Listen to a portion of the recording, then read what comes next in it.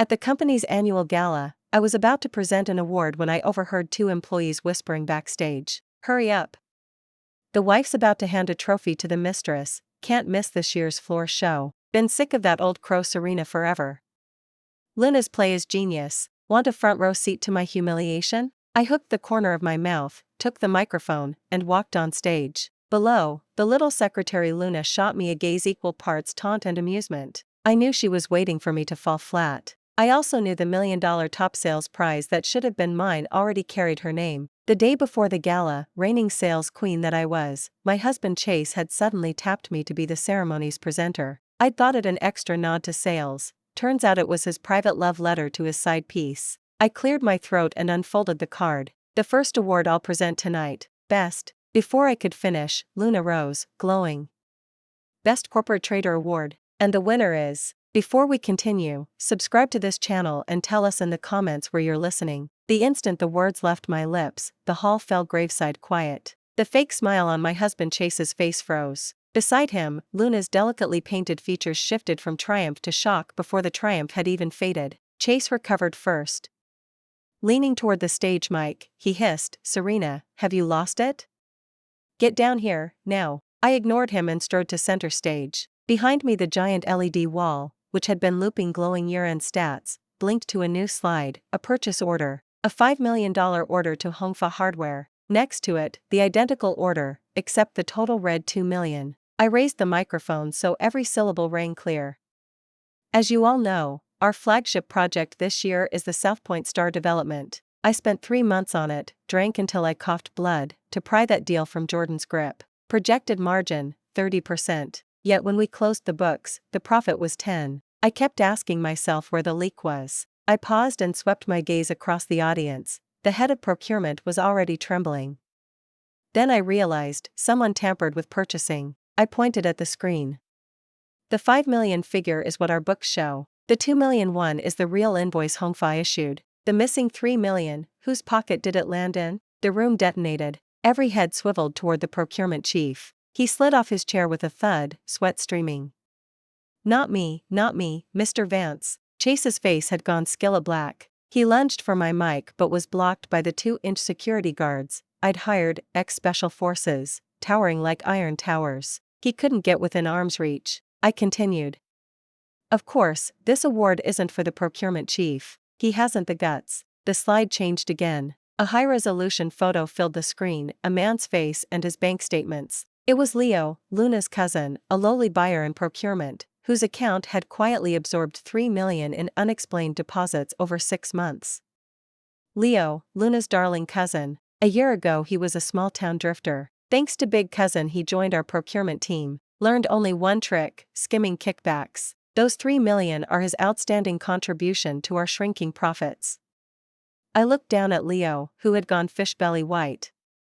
"Dylan, congratulations on winning Vance Corporation's first ever Golden Corporate Traitor Award. Your prizes, a pair of silver bracelets and complimentary sewing machine classes. Come on up."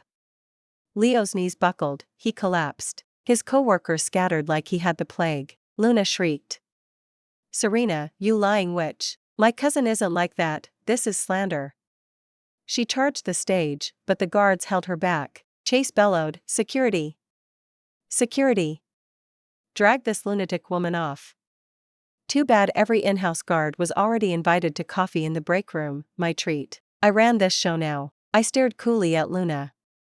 "Truth or slander, the police will decide. Oh, forgot to mention, I called them. Should be here any minute." The words cracked like thunder. Luna and Chase went rigid. Luna's face drained from crimson to ash to green, her lips quivered wordlessly. Chase jabbed a shaking finger at me. "Serena, you actually called the cops? Do you realize this is our annual gala? You're wrecking the company. Morgan stays inside the family, you understand nothing." I laughed.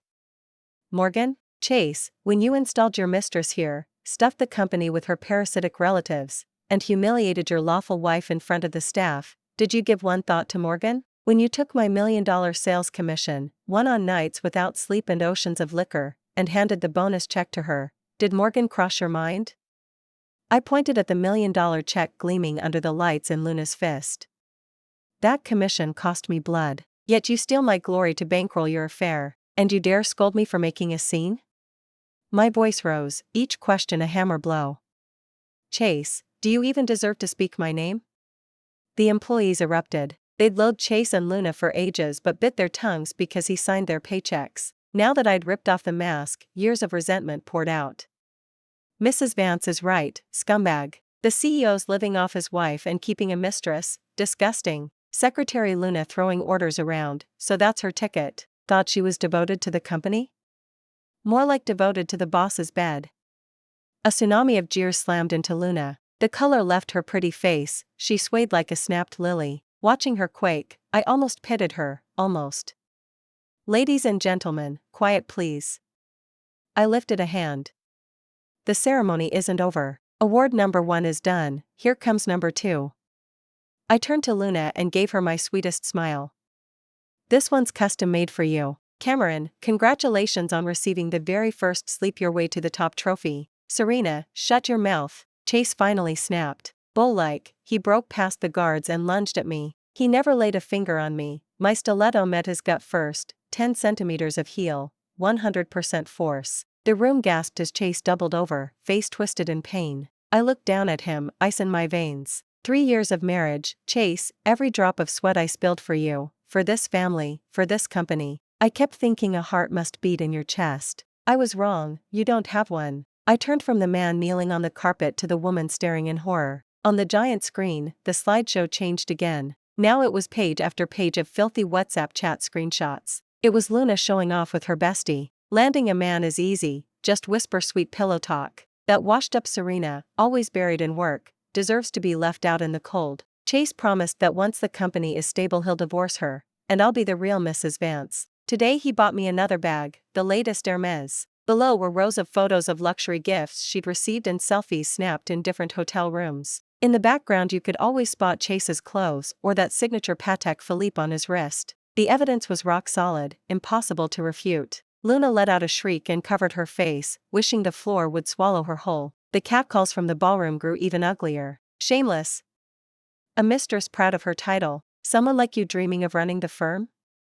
Keep dreaming. You're a disgrace to women. I drank in Luna's breakdown, yet felt no satisfaction. Once I too believed Chase and I were the perfect college sweethearts. We'd started from zero and propped each other up every step of the way. But I'd forgotten the iron law. Once a man has money, rot sets in. Cameron, this award is truly earned. The prize?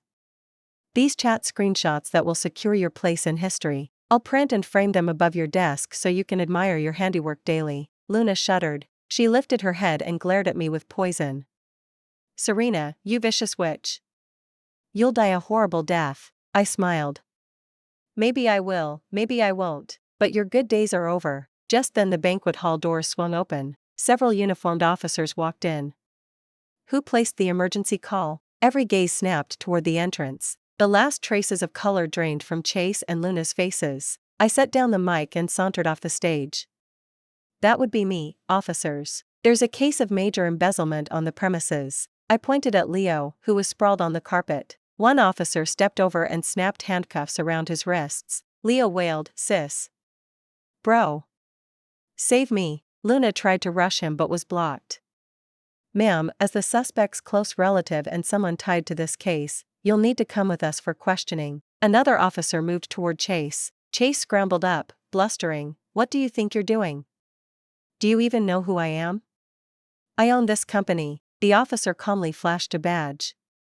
"Riley, you're under investigation for economic crimes. Please cooperate." Chase panicked. He looked at me, eyes wide with horror and disbelief. "Serena. You set me up." I stopped in front of him.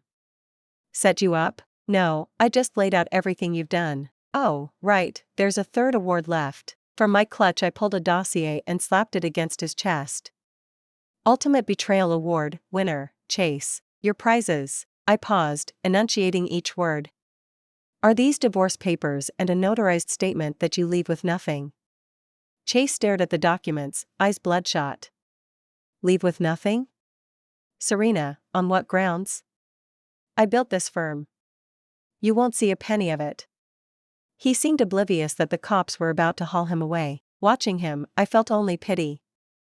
Chase, forgot whose seed capital financed the startup? When your first venture crashed and you were drowning in debt, who pawned her dowry and mortgaged the only house my parents left me to bail you out? For the first 3 years we couldn't land a single contract and teetered on bankruptcy, who quit a cushy job to come in as a sales rep and save the place one deal at a time. Each sentence was a hammer blow to his chest. He opened his mouth, but no rebuttal came, because every word was true. On paper he was the founder, but I hold 70% of the company shares. We signed the prenup before the wedding. These years I trusted him, so I let him run operations while I slogged through the market and sales grind. I thought spouses shared everything. I never expected the knife in my back. I've logged every cent the company ever moved. How much you skimmed to buy condos for mommy, cars for your kid sister, handbags for your mistresses. It's all itemized right here. I raised the second folder in my hand, a 6-month forensic audit compiled by a top accounting squad and a private investigator.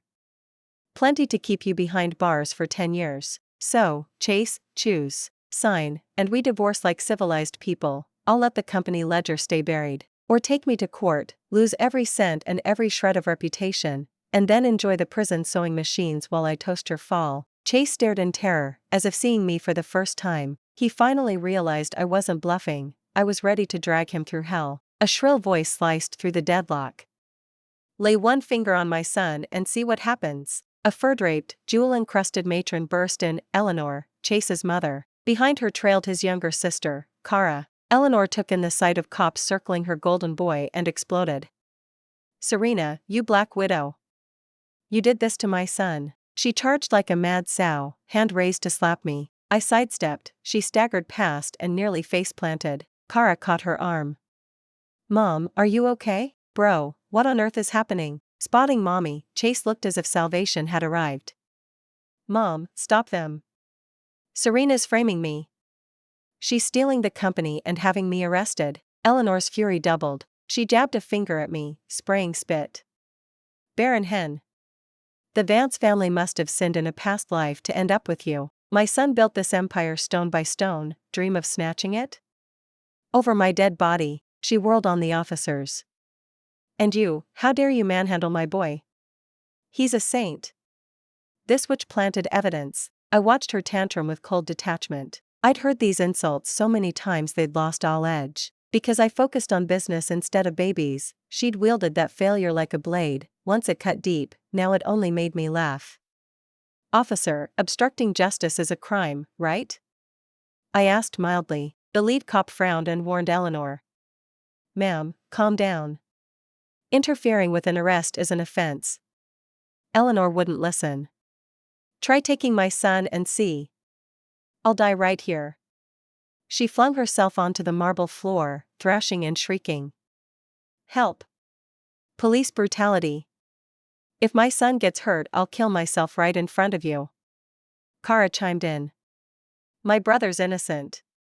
You can't just grab people. Chaos swallowed the ballroom. Employees gawked, slack-jawed. This was juicier than any reality show. Chase watched mommy and baby sister perform, a smug flicker on his face. He assumed once Eleanor threw her fit I'd back down. Naive. I stepped over, crouched, and whispered one line in Eleanor's ear. Her limbs froze mid-tantrum. I forgot to mention, Mommy, Chase keeps another woman in Golden Grove. She delivered your grandson last month. Eleanor's eyes snapped wide as if she'd seen a ghost. She seized my wrist so hard her nails nearly drew blood.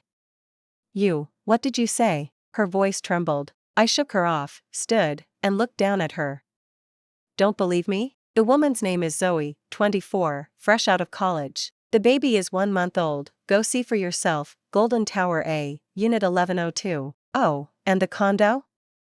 Chase paid cash, title in her name, $5.3 million, skimmed straight from company accounts. With every sentence Eleanor's face drained another shade of pale. All she ever cared about was her son and a grandson. She'd forced every folk remedy on me to make me pregnant. Now the grandchild she prayed for existed, born to some unknown tramp. And her son had looted the company to bankroll them. The blow was lethal. No, impossible, you're lying. Her mouth refused, but her eyes were already cracking. The details were too precise: address, name, age, no fuzz. Chase's complexion changed. He hadn't dreamed I knew this too.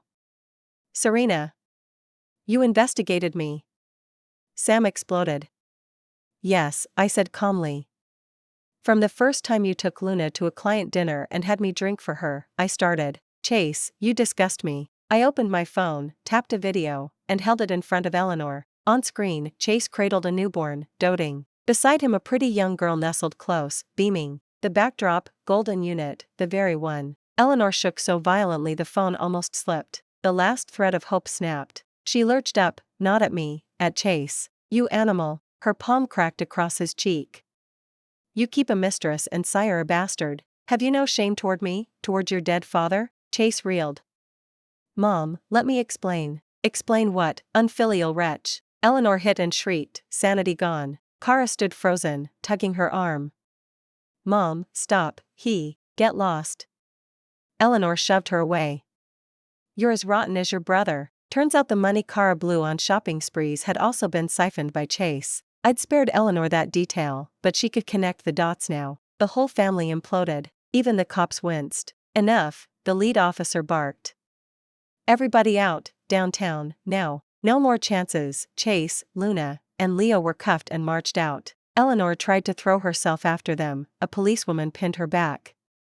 Ma'am, your son faces multiple felonies. The evidence is solid. Hire him a good attorney. Tantrums won't help. Eleanor collapsed on the marble, wailing. Kara clung to her, sobbing just as hard. A glittering annual gala had turned into a three-ring circus. The guests had long since scattered. Only the core staff remained, stunned. I stepped back to the stage and lifted the mic again. Sorry for the spectacle. Effective immediately, Chase is removed as CEO and legal representative. I, Serena, assume full control. Positions, salaries, unchanged, and year-end bonuses are doubled. Stay and build with me, welcome. Choose to leave, no hard feelings, severance per labor law. 3 days to decide. I bowed. A beat of silence, then thunderous applause. Sales division roared loudest. We ride with Rowan, Quinn. They were my troops, they knew my steel. With me, the firm would stand. Seeing their trust, the wire inside me loosened a notch. Round 1, mine. The gala ended in chaos. I had admin handle cleanup and drove to what used to be home. I pushed open the door, cold air rushed out. Our wedding portrait still beamed from the living room wall. Once sweet, now obscene. I spent the night bagging everything of Chase's, clothes, shoes, collectible figures, plus Eleanor's tonic soup she'd ferried over to help me conceive. All of it, curbside trash. By sunrise the apartment was sterile. I showered, changed, and headed to Vance. Fear buzzed through the corridors. Would the firm fold? Would jobs vanish? I convened every department head. I know your worries. Vance will not fall. Chase's crimes are his alone. The company is solvent. I've retained the city's best legal strike team and a crisis PR unit. Our pipeline is intact. Every project proceeds. I handed out bound plans, quarterly roadmap, new ventures, profit forecasts. Clean, aggressive, exciting. Faces relaxed. Rowan, we're with you, sales director said, my veteran. With Rowan, we fear nothing, echoed the rest. Troops rallied, battle number 2 awaited. By afternoon Chase's attorney was sniffing around, he'd made bail. Family connections, Eleanor and a well-placed uncle. First thing Chase did, counterattack. He fed the media a tear-stained apology, painted himself an overworked exec led astray by temptation, basically decent. Me? A scheming wife who framed him to steal the empire. He hinted my barrenness warped me into tormenting pregnant Luna. Public opinion detonated. I was the viper. She's heartless, destroyed her own husband. Yeah, he cheated, but this? Can't have kids so she goes psycho. Pathetic. Poor Mr. Vance, and that unborn baby. Share price nosedived. Partners phoned to reevaluate. Chase's knife twisted deep. My phone melted. Abuse, threats, paparazzi. Even my parents in Ohio called, panicked. I powered it off and locked my office. Assistant slipped in, eye swollen. Rowan, don't read that garbage, we believe you. I smiled. I'm fine. Set up a press conference, today. She gaped. Now? The press is rabid, that's exactly why. I moved to the window. Outside, Eastbrook glittered under perfect sun. Chase wants a PR war, let's finish it. He loves the spotlight, doesn't he? Then I'll show him what real performance looks like. The press conference was set for the following afternoon. Right in our own building's grand conference room. Reporters who caught wind of the story packed the place until the walls bulged. Every camera, every mic, was locked on the podium. I walked up alone, sharp in a tailored white suit. No lawyer, no crisis PR team, just me. Flashbulbs erupted the instant I sat. Before I could speak, hands shot up. Avery, Riley's apology letter claims you framed him because you're barren and jealous of Luna. Any truth to that? Avery, online posts say you stripped Vance of every asset and drove it toward bankruptcy. Care to comment? Avery, how do you feel about headlines calling you the evil wife? Each question barbed, nastier than the last. I listened without a flicker of emotion. When the room finally quieted, I lifted the microphone. Before I answer, let me show you a few things. The screen behind me flared to life. First, my medical report. All parameters normal, perfectly fertile. Second, Chase's. Severe oligospermia, natural conception nearly impossible. Gasps rippled through the crowd. So the problem wasn't me, it was him. I stated it flat. For 3 years I protected his pride, shouldered the blame, preserved our family. I sat in waiting rooms, counted out pills, tried every new therapy. His mother, my Eleanor, mocked me daily for failing to give her a grandchild, and I swallowed it. I believed marriage meant sharing everything, good or bad. My reward? Betrayal wrapped in lies. The display shifted to our WhatsApp thread, 3 years back to last month. My side, floods of comfort.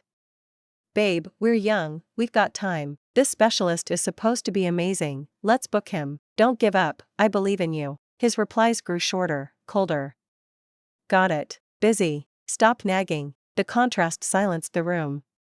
Now, about Luna's pregnancy. I paused, then played a recording. Luna to her best friend, pregnant? Total fake. I had an abortion last month. The doctor says I probably can't conceive again. I told Chase I was expecting so he'd dump Serena the dinosaur faster. Once I'm Mrs. Vance, who cares if there's a baby? The explosion of chatter nearly lifted the ceiling. Reporters who'd been hostile stared, slack-jawed. This was fraud from day one. A man who pins his infertility on his wife so his mistress can play martyr. Let me ask you, if you were that wife, what would you do? My gaze swept the room, no anger, only resigned calm. As for framing him, a bleak smile tugged at my lips. I don't need traps. I only need daylight on the filth he left behind. The screen rolled, spreadsheet after spreadsheet. Chase had siphoned millions, condos, sports cars, escort tabs, casino markers. Every transfer timed, stamped, signed. He claims I bled the company? Look hard, identify the real parasite. I built Vance with my dowry, my youth, my life. No one wants it healthy more than I do. But it's grown a tumor, and I'll excise it even if the knife cuts me too. My voice cracked, tears slid unscripted. Not theater, just 3 years of swallowed grief finally ripping free. The reporters stopped shouting. They simply recorded, knowing tomorrow's front page was being written in front of them. Wronged wife eviscerates cheating CEO and mistress, guaranteed viral gold. The impact was instant. Hashtag sentiment flipped overnight. I morphed from toxic spouse to queen of vengeance. Chase and Luna became memes for sewer-level scum. Riley's apology letter was ridiculed into punchline status. Give that man an Oscar, best infertile victim. Can't shoot blanks and blame the target, dude. Praying for Rowan, she married a whole landfill. Vance stock halted its nosedive and surged. Partners who'd gone radio silent called to reopen talks. Chase unraveled. He hadn't dreamed I'd air every dirty sheet in public. He rang, screaming so loud I held the phone away. Serena, you lunatic. You've destroyed me. I let him run out of breath. I only repeated your own resume. You wrote each chapter, I just read it aloud. What the hell do you want? Sam roared. Simple, sign the divorce papers, walk away with nothing, and vanish. Never. The company is mine, then see you in court. I hung up. Predictably, the next morning a process server handed me a summons. Chase filed for marital property division and froze every account, corporate and personal. A desperate scorched earth move. No payroll, no vendor drawdowns, Ellis and the firm would seize. Senior VPs crowded my office, panic in their eyes. Rowan, payrolls due next Friday. If we miss supplier milestones, construction stops, penalties kill us. I looked at each of them, steady. Nobody's missing a paycheck. Suppliers will be paid on schedule. Money? My problem, solved. I dialed on speaker. Jordan, Serena here. Jordan headed Southside Starlight Development, heavyweight with deep pockets. Heard your circus, Rowan. Hell of a rodeo. Ready for an encore? I smiled. I need a personal bridge loan, 3 months. In return, Vance's upcoming moon development buys every stick of material from you exclusively, plus I'll carve out 10% equity. Silence, then a low whistle. Moon meant 9-figure upside, 10% was generational money. Draw up the papers, Jordan said. Rowan really has guts, Jordan said with a laugh. Money's no problem, how much do you need? 50 million, done. It'll hit your account tomorrow. The line went dead, and the conference room fell pin-drop silent. Everyone was stunned by the move I'd just pulled. I'd traded a slice of a future project for liquid cash right now. A risky gambit, but a brilliant one. It solved the immediate crisis and lashed a whale like Jordan to my mast. With him at my back, half the company's storm was already weathered. I looked around the table. Any more questions? A unanimous shake of heads. Respect shimmered raw in every pair of eyes. They finally saw it. I wasn't just the queen of signed deals. I, Serena, had the brains and the backbone to carry this firm farther. The cash problem was solved, and Chase's abacus had jammed. He'd never guessed my network and clout ran this deep. He was starting to sweat. The court summons arrived. 1 week to go. The day before trial, Eleanor showed up at the office. This time she didn't scream or sob. She simply stood there, eyes red and face haggard. Serena, can we talk? Her voice was hoarse, as though she'd aged 10 years overnight. I led her to my office. She perched on the edge of the chair, fingers twisting together. Serena, Mom knows she was wrong. Mom is sorry. As she spoke, she actually tried to kneel. I caught her arms. What are you doing? Serena, please let Chase off the hook, okay, she begged through tears. He knows he messed up, he really does. You were husband and wife. 1 day of marriage means 100 days of grace. For the sake of the love you once had, spare him this once. I studied her, feeling nothing. Emery, should have thought of that before. Mom, it's not that I won't let him go, he won't let me live. He cheated, he siphoned assets, he turned the company into a cesspool. And now he's suing me, wants half of everything, froze our accounts, trying to bury me. You come pleading now, bit late, don't you think? Eleanor's face flushed and paled by turns. Well, you drove him to it, she muttered. You demanded he leave with nothing, surely that's a death sentence? I laughed. A death sentence? When he embezzled, did he care it might kill the company, kill hundreds of jobs? When he threw cash at every nightclub, did he remember each dollar came from my sweat? Mom, double standards don't look good on anyone. Eleanor had no retort. After a long silence, she pulled a bank card from her purse and slid it across the desk. Serena, there's $300,000 in here. It's every cent your dad and I saved. Take it as compensation from Chase. Drop the suit, please? I stared at the plastic and almost laughed out loud. 300 grand? Chase had looted 10 times that, at least. She thought this pocket change could buy me off? Mom, do you seriously think I'm short 300,000? I pushed the card back. What I want isn't money, it's justice. Tears streamed down Eleanor's face again. Then, what will it take for you to let him go? He's cut off that woman, Zoe, and the child. He swore it's over. He'll come back to you, he'll behave. I felt as if I'd heard the joke of the century. Live happily ever after? Mom, do you honestly believe we can rewind the tape? A shattered mirror can't be made whole again. Go home. See you in court. I showed her the door. Eleanor gazed at my unyielding face and knew words were useless. She stood, soul leaking out of her shoes, and shot me a venomous glance on her way out. Serena, you'll regret this. Pushing things to the brink won't end well for you. I ignored the threat. Regret? My only regret was not seeing this family's true colors sooner. From now on, mercy was off the table. On trial day I finally saw Chase. He'd lost weight and looked haggard. The once dashing CEO now slumped on the defendant's bench, eyes dodging every light. His attorney flailed, still trying to claw half of our marital assets, including my 70% company stake, under the label community property. Opposite him sat my lawyer, Alex, the divorce war god of the bar. She didn't even spare opposing counsel a glance, she simply laid a thick stack of documents before the judge. Your Honor, here is my client's prenuptial agreement, notarized by a top-tier firm. It clearly states that 70% of Vance shares are her separate premarital property, and all gains derived remain hers alone. Here are bank records showing those shares were ceded by inheritance and dowry from her parents. And here is comprehensive proof that defendant Chase, during the marriage, maliciously transferred corporate assets, kept a mistress, and fathered an illegitimate child. Every sentence Alex uttered drained another shade from Chase's face. When the video of him cuddling the infant at Golden and the intimate selfies of Zoe outside the delivery ward flashed on the courtroom screen, he cracked. "Serena! You vicious bitch." He sprang from his seat, features contorted, lunging until bailiffs wrestled him down. The gavel crashed. Order. The verdict was a foregone conclusion: divorce.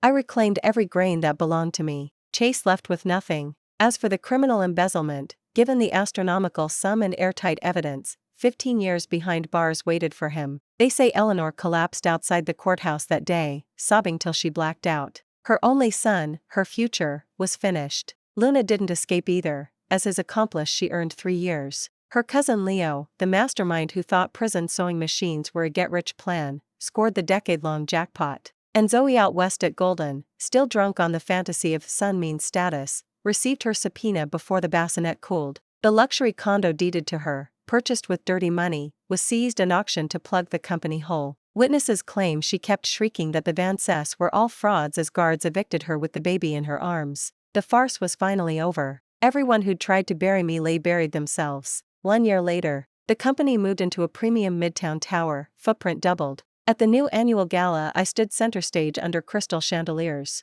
Below me, the team I trusted most wore faces bright with joy and tomorrow. The finale last year was a bit of a train wreck. Sorry for the eyesore, I joked, drawing warm laughter. We only handed out 3 trophies before the curtain fell.